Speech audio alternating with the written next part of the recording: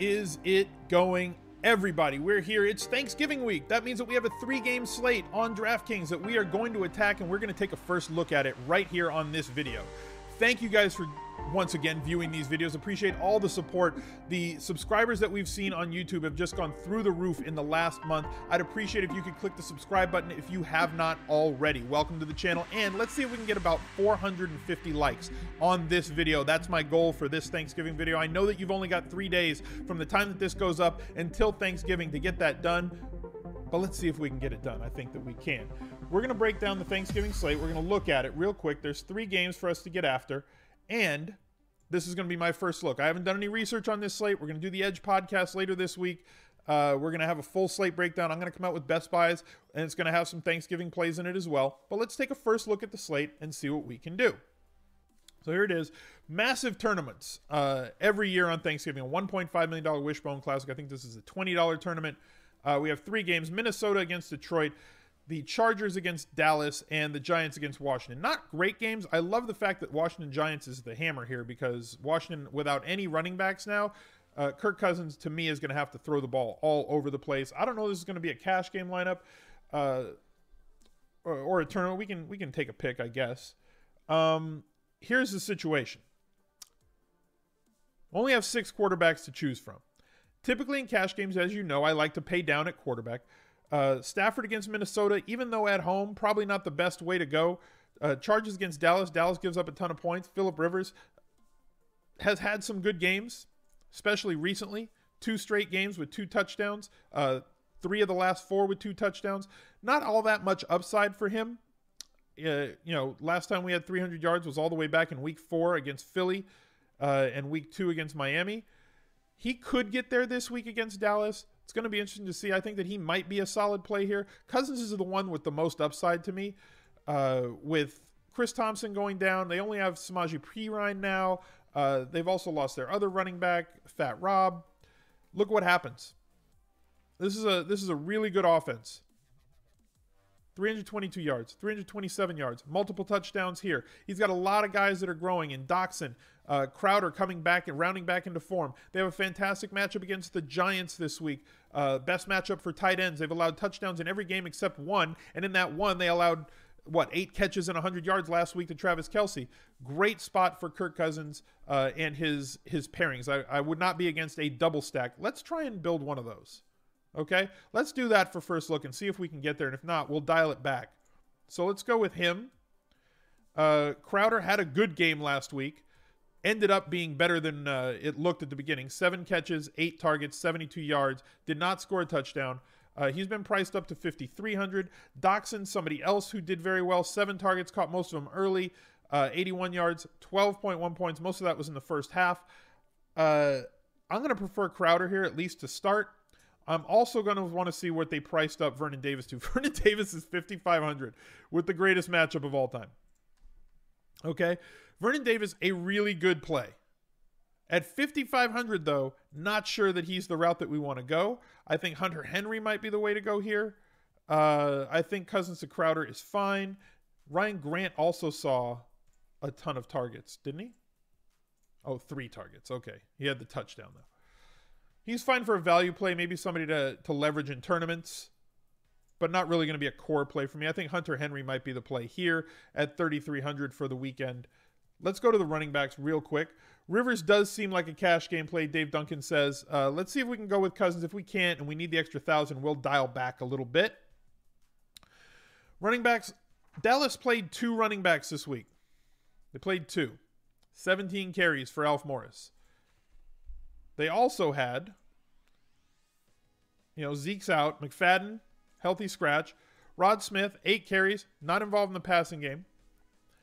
Alf Morris at 4,800 seems solid enough.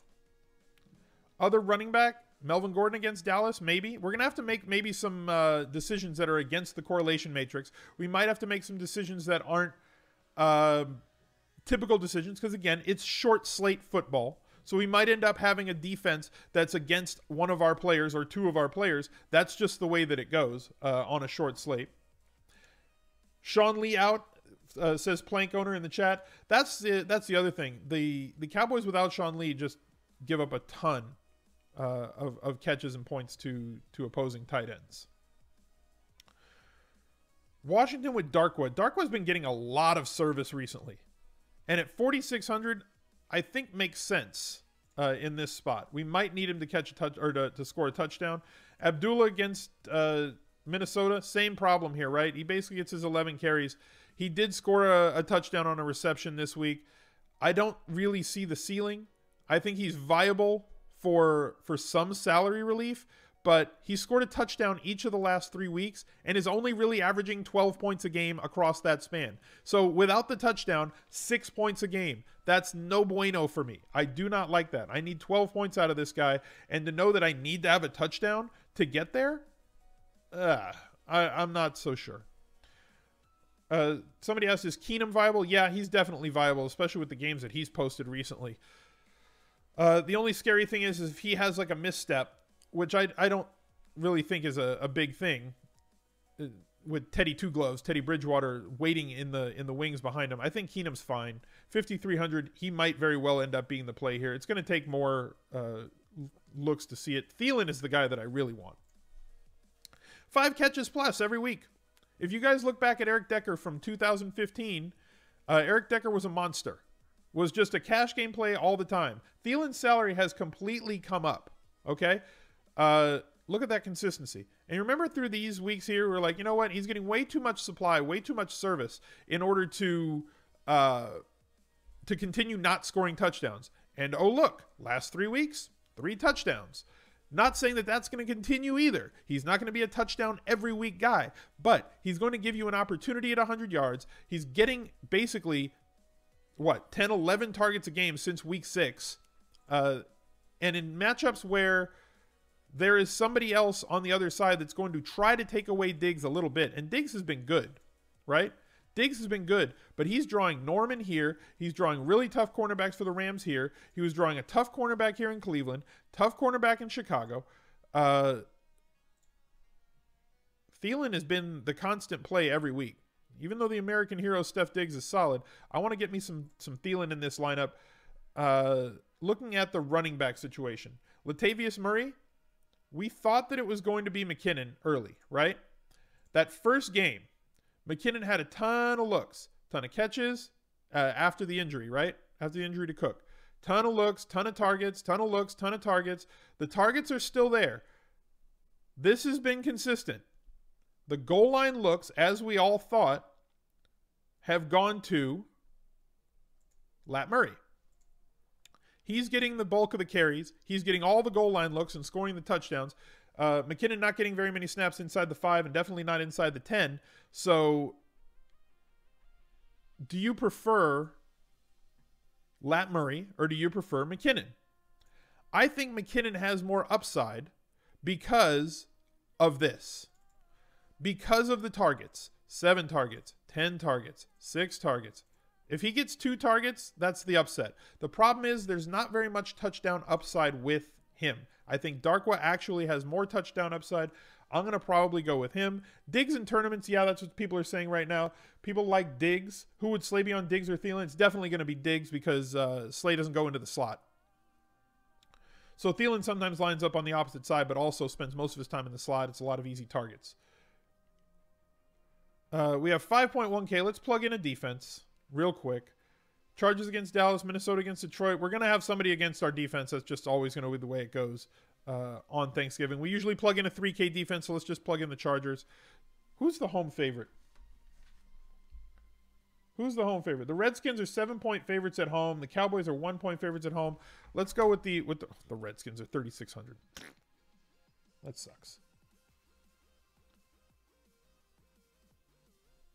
Let's just go with the Chargers to start. Let's just go with that to start because I want my 3K defense, not because I think that's the best defense. I think the Redskins are the best defense play on the board, but we'll see if we can get there. I want to just basically peg it in here at 3K every single week on a first look to see if we can get up to our average remaining salary to see where we want to go. Marvin Jones Jr., somebody we talked about on the Anti-Tinker cast, being a bounce-back candidate, had 85 yards and a touchdown. Against Minnesota, roads closed. You know, not really going to be the way that I want to go there. I think the Golden Tate is the better play this week going up against Minnesota if you want to go that route. They played? Yeah. 5 targets here. And Jones, when they played, 5 targets here. A game that they lost 14-7. I want as much exposure to the Giants and Redskins as I can get. That's really where we want. Is Rhodes out? Rhodes left that game, but then kind of came back. So I don't know if he's out or not. I don't think he's going to be out, but we'll have to check. Hunter Henry at 3.3K. Solid play here at tight end. Not spectacular play at tight end. Best tight end on the slate is Vernon Davis, in my opinion. We'll see if we can get there. We might actually just be able to get there because there's not all that many high dollar plays that we want to go after. Where's another wide receiver that we want? Right? Flowchart defense. Exactly. And if you guys don't know what the flowchart is on YouTube, the flowchart is, are the Giants or Cleveland Browns playing football this weekend or on this slate? Okay, if they are playing, if that answer is yes, does the team that they're playing employ a tight end? Okay, if that answer is yes, play him. That's it. That's the flowchart for those who don't understand what the flowchart is. We already have Crowder with Cousins. We have Thielen. What we can do, we talked about this at quarterback, and this is where we kind of want to get frisky, right? So at quarterback, we had Cousins in there. I love Cousins this week. I think he has massive upside. But you could go Keenum at 6K. You could go Rivers at 6,100. Dallas has given up a lot of points to opposing wide receivers. Mike Williams saw 8 targets this week. Is it time to get back on the Gazelle? 1 target last week, big bounce back spot, only 3,400. Presents a good value there.